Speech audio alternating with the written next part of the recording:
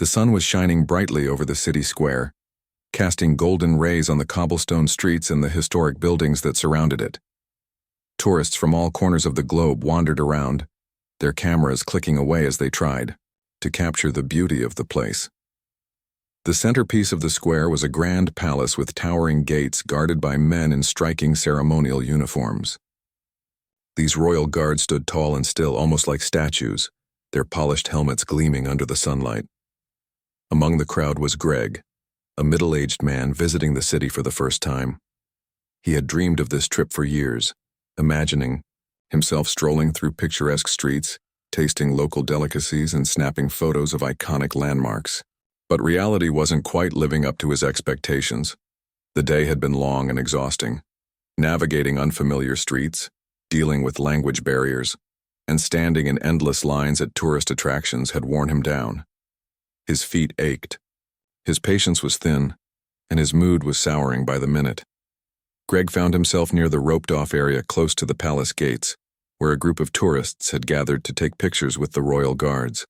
Children giggled excitedly as parents adjusted camera settings while couples posed hand in hand, smiling brightly. Everyone seemed happy. Everyone except Greg. He watched as one family after another stepped forward to get their perfect shot. Some tourists politely asked the guards if they could move slightly to one side or adjust their stance for a better angle.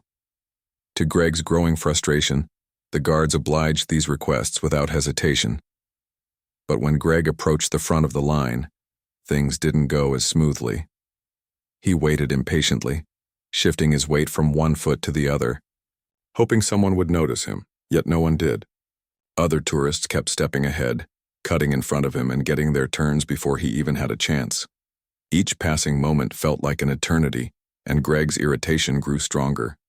He muttered under his breath, complaining about how unfair it all was. "Why does everyone else get special treatment?" he grumbled, glaring at the nearest guard, who remained completely motionless, staring straight ahead as though Greg didn't exist. As the minutes dragged on, Greg's frustration boiled over. He clenched his fists tightly, gripping his camera so hard that his knuckles turned white. His mind raced with thoughts of how much effort and money he'd spent to come here, only to be ignored now. The cheerful chatter of the crowd around him began to feel mocking, like they were laughing at his misfortune. Even the sight of the guards standing so proudly in their pristine uniforms irked him.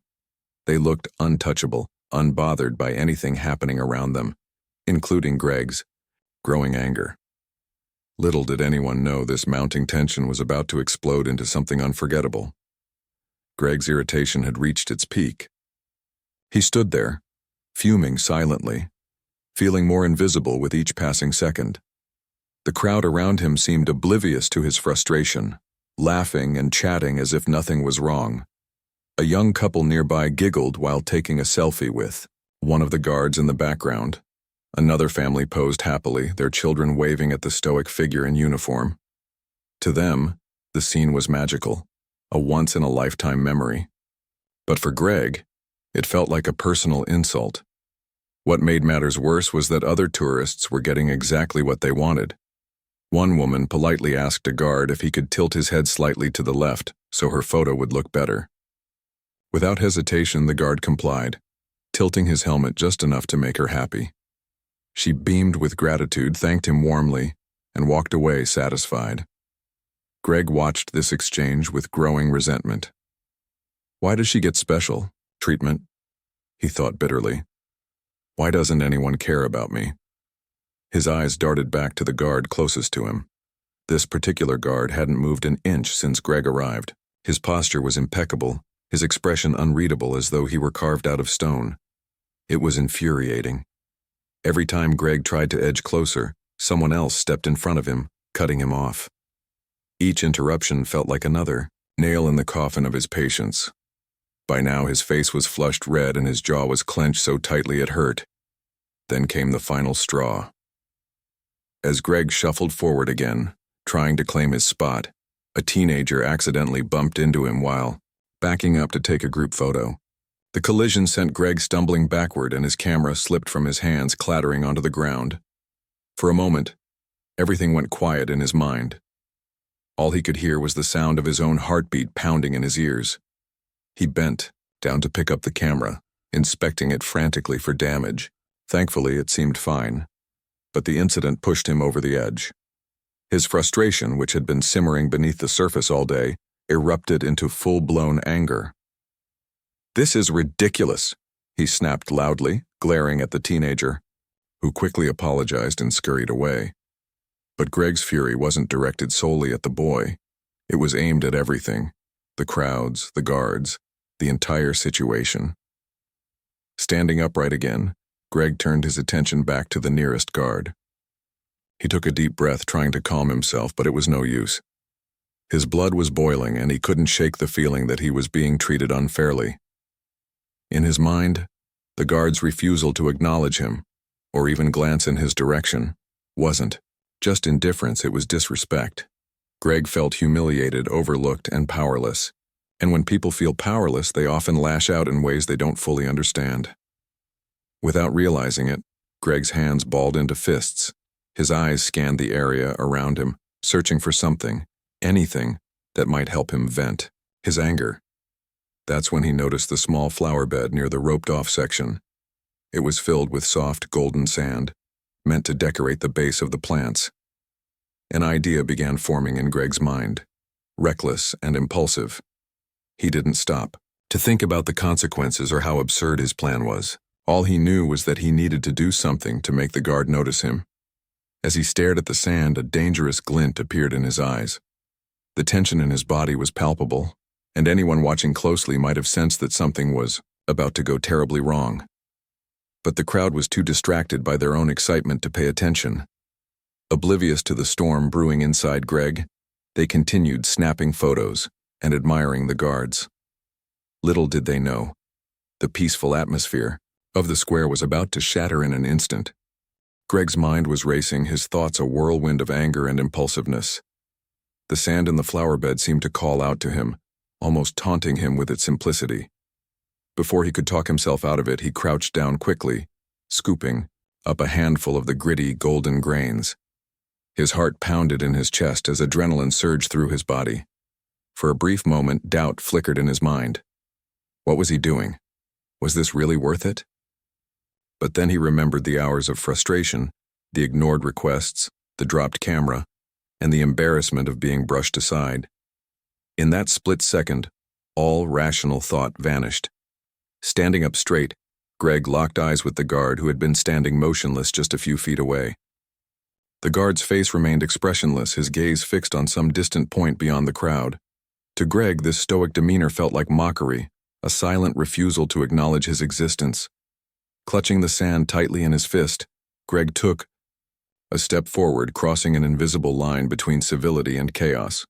Without warning, he flung the sand directly at the guard's face. The reaction was immediate. A collective gasp rippled through the crowd as the sand hit its mark, scattering across the guard's helmet and into his eyes. The once still figure staggered backward, momentarily blinded by the unexpected attack. His gloved hands instinctively flew to his face as he struggled to wipe away the grit. The crowd froze, their cameras lowering as they stared in stunned silence. Children stopped laughing, parents exchanged horrified glances, and even the other guards turned their heads sharply toward the commotion. For Greg, the world seemed to slow down. At first, there was a strange sense of satisfaction, a fleeting moment where he felt powerful, like he had finally made someone notice him, but that feeling evaporated almost instantly, replaced by a wave of dread. As the guard stumbled back, blinking furiously and trying to regain his composure, Greg realized what he had done. The weight of his actions crashed down on him, but it was too late to take them back. The damage was done. The surrounding tourists began murmuring among themselves, their voices a mix of shock and disbelief. Some pointed accusingly at Greg, while others pulled out their phones to record the scene unfolding before them.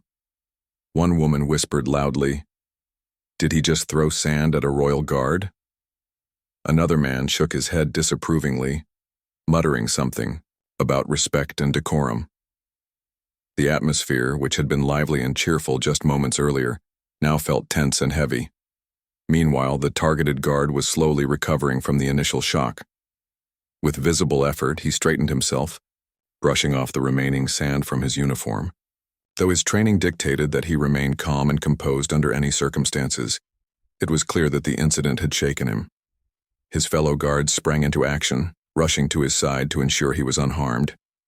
They formed a protective circle around him, their presence signaling that this was no longer a minor disturbance. It was a serious breach of protocol. As the reality of the situation sank in, Greg stood frozen in place, his hand still slightly raised from the act.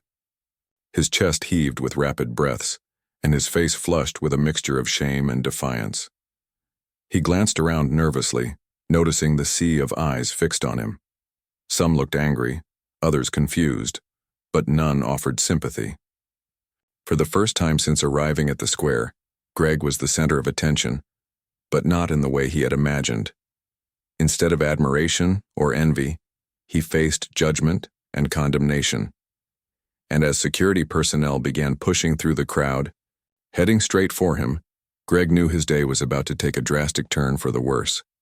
The calm and picturesque scene that had once filled the square was now replaced by utter chaos. The moment Greg threw the sand, it was as if a switch had been flipped, transforming the cheerful buzz of tourists into a tense and shocked silence. But that silence didn't last long. As the guards staggered back, blinded and disoriented, murmurs erupted from the crowd like ripples in water.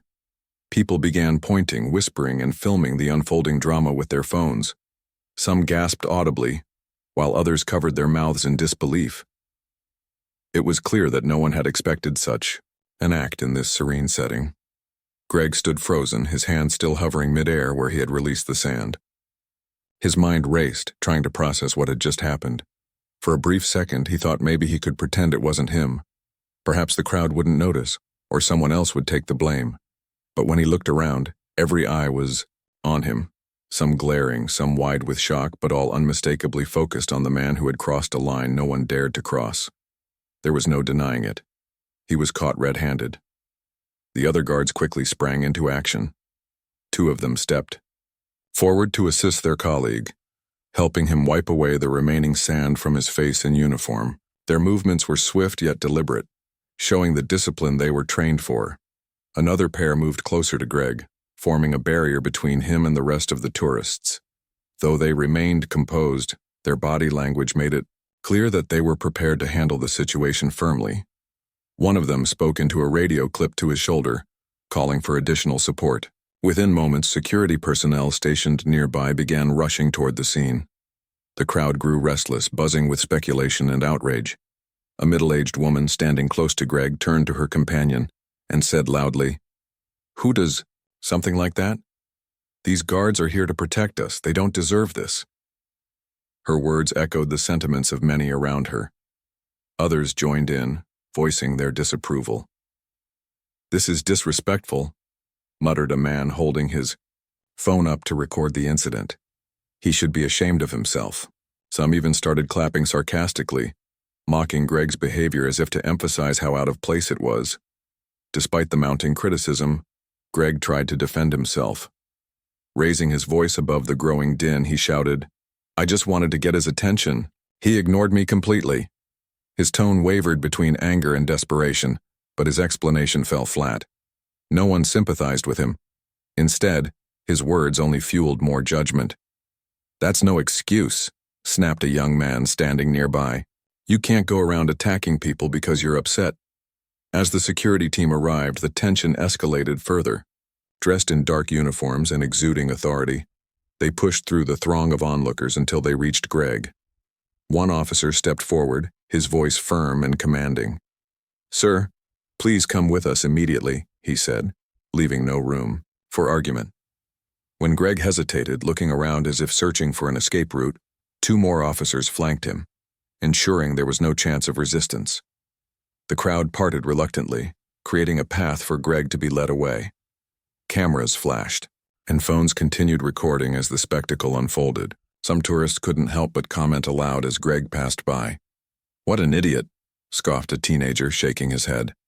Others simply stared, their expressions a mix of disgust and pity. Even the children, who moments ago had been giggling happily, now watched with wide eyes, unsure of what to make of the situation. Amid the commotion, the targeted guard finally regained his composure. Though visibly shaken, he resumed his post, standing tall once again. His colleagues exchanged concerned glances but said nothing, maintaining their stoic demeanor. Meanwhile, Greg, now surrounded by security personnel, realized there was no way out. His earlier bravado crumbled under the weight of reality. As he was escorted away from the square, his shoulders slumped in defeat. The cheers of tourists, the laughter of children, and the beauty of the historic palace faded behind him, replaced by the cold inevitability of consequences awaiting him. As Greg was led away from the square, the once vibrant atmosphere turned eerily quiet. The crowd that had gathered to witness the spectacle slowly dispersed, their conversations now hushed and somber. Some tourists lingered for a moment longer, shaking their heads in disbelief or muttering about how unbelievable the whole situation was. Others quickly returned to their cameras, snapping photos of the guards as if trying to erase the memory of what had just happened by focusing on the beauty of the scene again. But for Greg, there would be no going back. His actions had left an indelible mark, not just on the day's events but also on his own life. The security officers escorted him with firm grips on either side, their steps brisk and purposeful. Greg stumbled slightly as they moved, still overwhelmed by the weight of what he had done. Every step felt heavier than the last, both physically and emotionally. His heart pounded in his chest, and his mind raced with questions. What happens now? Will I go to jail? How will I explain this to my family? He glanced around nervously, hoping anyone might intervene or offer some kind of support. But the faces he saw were indifferent at best, judgmental at worst. No one stepped forward to defend him. They arrived at a small security station, near the edge of the square, a nondescript building that looked far less grand than the palace it protected. Inside, the air was cool and sterile, a stark contrast to the warm sunshine outside. The officers guided Greg to a chair in the corner of the room, where he sat slumped, his head bowed low. His hands trembled as he clasped them together, trying to steady himself. For the first time since the incident, he allowed himself to fully absorb the gravity of his actions. Throwing sand at a royal guard wasn't just rude, it was illegal. And not just any kind of illegal. It was an offense against tradition, authority, and national pride. One of the officers began questioning him, his tone calm but firm. "Do you understand what you've done?" he asked, leaning slightly forward. Greg nodded weakly, unable to meet the officer's gaze. "I didn't mean for it to get this bad," he mumbled, his voice barely audible. "I was frustrated. I just wanted them to notice me." The officer sighed, clearly unimpressed by the explanation. "Frustration doesn't excuse assaulting." "A member of the Royal Guard," he replied sternly. "This isn't just about you. These men represent something bigger than themselves." Greg swallowed hard, feeling the full weight of his mistake pressing down on him. As the officer continued explaining the legal consequences, Greg's stomach churned. Assaulting a royal guard carried serious penalties, fines, possible jail time, and even a criminal record that could follow him for years. The thought of spending even a single night in a cell made his skin crawl. He imagined the cold, hard walls, the uncomfortable bunk bed, and the suffocating silence. Would anyone visit him? Or would he be completely alone? While Greg sat in stunned silence, news of the incident spread like wildfire. Tourists who had recorded videos began uploading them online, captioning them with phrases like "tourist loses temper" and "royal guard attacked." Within minutes, social media platforms lit up with reactions. Some people expressed outrage, calling Greg's behavior unacceptable and disrespectful. Others mocked him, sharing memes and jokes at his expense. A few tried to justify his actions, suggesting that frustration could make anyone act impulsively. But these voices were drowned out by the overwhelming tide of criticism. Back at the station, Greg overheard one of the officers talking on the phone. "Yes, we're holding him here until further instructions," he said. "No, he hasn't been cooperative yet." Hearing those words sent a fresh wave of panic through Greg. He realized he hadn't even asked for a lawyer or considered his rights. Everything had happened so fast that he hadn't had time to think clearly. Now, sitting in this tiny, windowless room, he felt utterly powerless. Time seemed to stretch endlessly. Minutes ticked by, each one heavier than the last. Greg's thoughts drifted to his family back home. What would they say when they found out? His wife, who had encouraged him to take this trip as a way to relax and recharge, would surely be devastated. His teenage son, always eager to tease his dad, would probably find the story embarrassing. And his co-workers? They'd never let him live it down. The idea of facing them all filled Greg with a deep sense of shame. Finally, after what felt like hours, the officers informed him that formal charges would be filed. Until then, he would remain in custody. With a heavy sigh, Greg was led to a holding cell, a cramped, dimly lit space with concrete floors and metal bars. As the door clanged shut behind him, he sank onto the thin mattress provided, burying his face in his hands. For the first time that day, he allowed himself to cry, the tears streaming silently down his cheeks. Outside, the world moved on without him, oblivious to the storm raging inside the man who had let his anger spiral out of control. The holding cell was cold and unwelcoming, a far cry from the bustling warmth of the city square Greg had been in just hours earlier. The faint hum of fluorescent lights buzzed overhead, casting a harsh glow that made it impossible to ignore the grim reality of his situation. Greg sat on the edge of the thin, lumpy mattress, his elbows resting on his knees, and his head buried in his hands. His mind replayed the events of the day over and over again, each memory more painful than the last. He couldn't believe how quickly everything had spiraled out of control. As time dragged on, the weight of his actions began to settle heavily on his shoulders. The officers had explained the seriousness of assaulting a royal guard. It wasn't just an act against an individual. It was seen as a violation of national pride and tradition. In this country, the guards weren't merely symbols of security. They represented centuries of history, discipline, and cultural identity. By throwing sand at one of them, Greg hadn't just crossed a personal boundary. He had disrespected something much larger than himself. And now he would have to face the consequences. The legal process moved swiftly. A representative from the local court arrived at the station to inform Greg of the charges: public disturbance and assault on a member of the Royal Guard. Both offenses carried significant penalties, including hefty fines and potential jail time. The representative's tone was professional but firm, leaving no room for negotiation or excuses. "You'll need to appear before a judge," he said, handing Greg a document outlining the details of his case. "Until then, you're required to remain in custody." Greg stared at the paper in disbelief, his hands trembling as he tried to absorb the information. Jail time? Fines? How could one impulsive moment lead to such severe repercussions?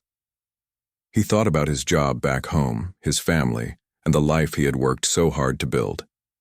Would this incident cost him everything? Panic bubbled up inside him, threatening to overwhelm him completely. For a brief moment he considered arguing, pleading his innocence or explaining that it had all been a misunderstanding. But deep down, he knew there was no justification for what he had done. It was reckless, disrespectful, and entirely his fault. Hours passed, and the isolation of the cell gave Greg too much time to think. His thoughts drifted to the people he had left behind, the family who had encouraged him to take this trip, the friends who had wished him well, and the co-workers who had joked about him needing a vacation. What would they say when they found out? Would they see him as foolish, irresponsible? Or worse, would they lose respect for him altogether? The idea of facing their judgment was almost unbearable. To make matters worse, the internet had already turned his mistake into a global spectacle. Videos of the incident were everywhere, shared and reshared across social media platforms. Strangers dissected his behavior, calling him names and speculating about his motives. Some even mocked his appearance, zooming in on screenshots of his face during the altercation. Greg cringed at the thought of being immortalized online as the angry tourist, or the guy who threw sand.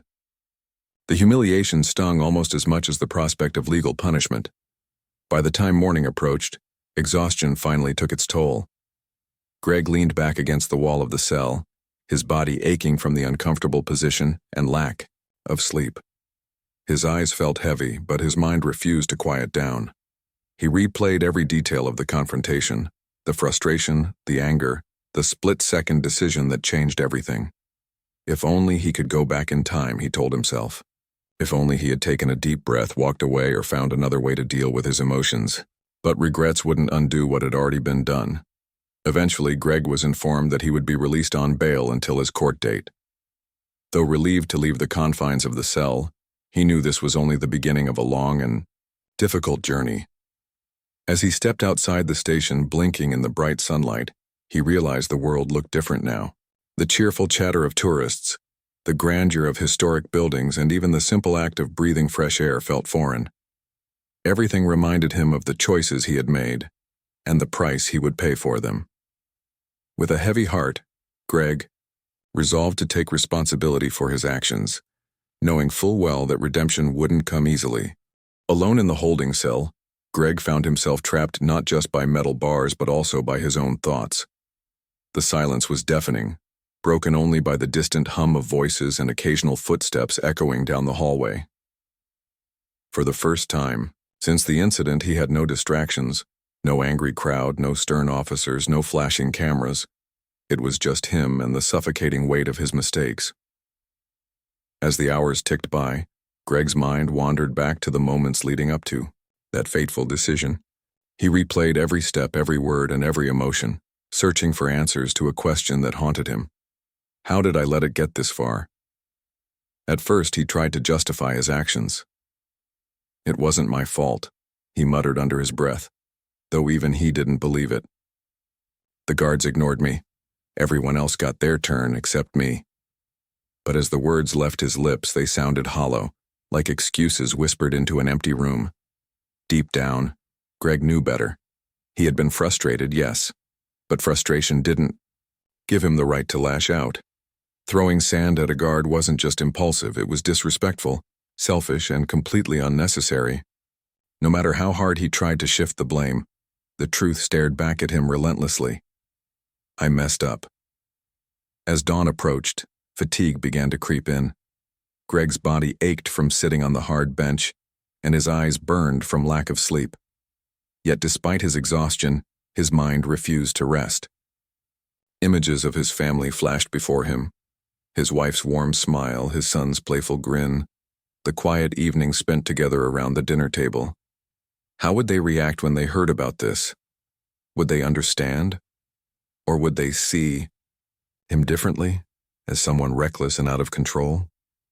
The thought of disappointing them brought tears to his eyes. He had always prided himself on being a responsible husband and father, the kind of person others could count on. Now, he felt like a stranger even to himself. The isolation gave him plenty of time to reflect, not just on the incident but also on the events leading up to it. Greg realized now that his anger hadn't appeared out of nowhere. It had been simmering beneath the surface all day, fueled by minor inconveniences that he had let pile up until they became overwhelming. The crowded streets, the long lines, the language barriers, all of it had chipped away at his patience until there was nothing left. When the teenager bumped into him and knocked his camera to the ground, it wasn't just the physical act that set him off. It was the culmination of hours of suppressed irritation, frustration, and helplessness. In that moment, throwing sand had felt like reclaiming some sense of power, however fleeting. But now, staring at the cold, gray walls of the cell, Greg understood how misguided that impulse had been. By the time morning arrived, Greg's emotions were raw and exposed. The initial shock had worn off, replaced by a deep sense of regret. He thought about the guard he had attacked, the man who had stood stoically through the chaos, trained to endure such situations without retaliation. What must it have felt like to be blindsided by something so unexpected? Greg imagined the sting of the sand hitting his eyes, the disorienting blur that followed, and the humiliation of being mocked by strangers online. For the first time, he felt genuine remorse, not just for himself but for the person he had wronged. When the officers finally came to inform him of his release on bail, Greg barely registered their words. His mind was still consumed by what he had learned during those long, solitary hours. He stepped out of the station into the crisp morning air, blinking against the sunlight. The city square, once vibrant and inviting, now seemed foreign and unwelcoming. Every glance from passers-by felt like judgment. Every camera pointed in his direction, a reminder of his shame. As he walked away, shoulders slumped and head bowed, Greg made a silent vow to himself. This will never happen again. But even as he resolved to change, he couldn't shake the feeling that the road ahead would be difficult. Redemption wouldn't come easily, not after the damage he had done. By the time Greg returned home, the incident had become a global talking point. News outlets picked up the story, labeling it the Sand Incident or Tourist versus Tradition. Social media platforms were flooded with memes, hashtags, and heated debates. Some people defended Greg, arguing that frustration could drive anyone to act irrationally. Others condemned him harshly, calling his actions disrespectful and unacceptable. Videos of the altercation continued to circulate online, racking up millions of views.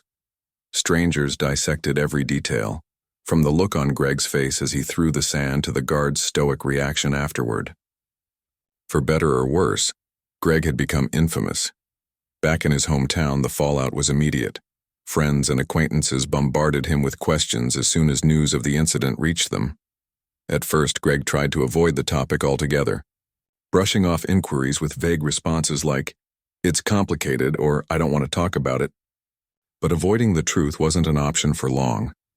His wife confronted him one evening, her expression a mix of disappointment and concern. "Greg, you need to explain what happened," she said firmly. "This isn't just about you anymore.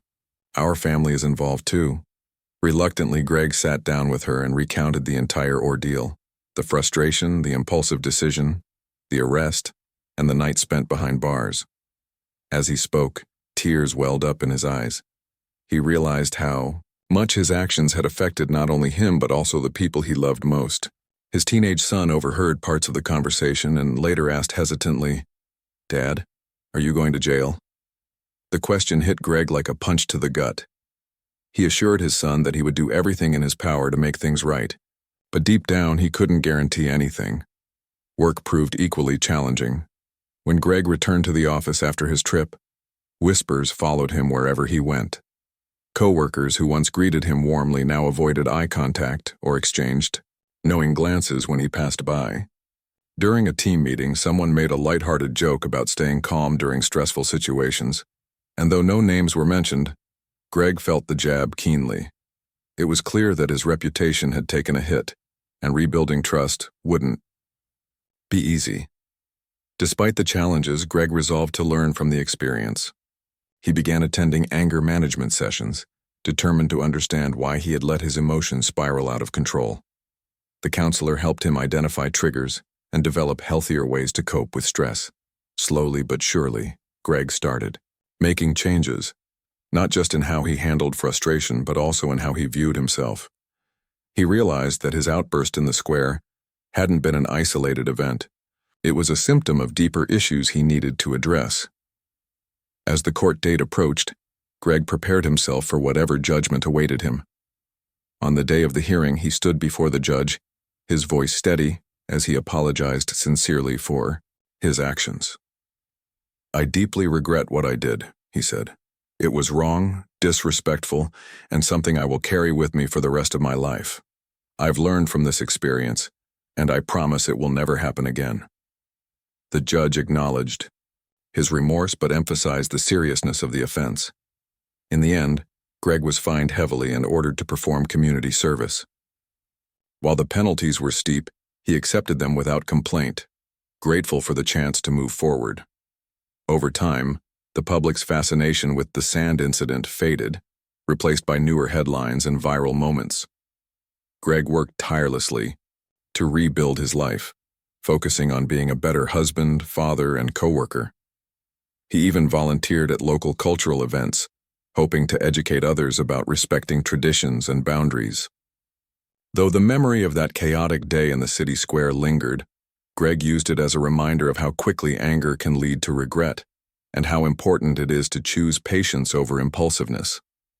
In the end, Greg emerged from the ordeal a changed man. He knew he couldn't erase the past, but he could shape the future.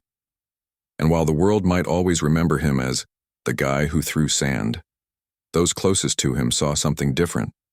A person who had made a mistake, faced the consequences and grown stronger because of it.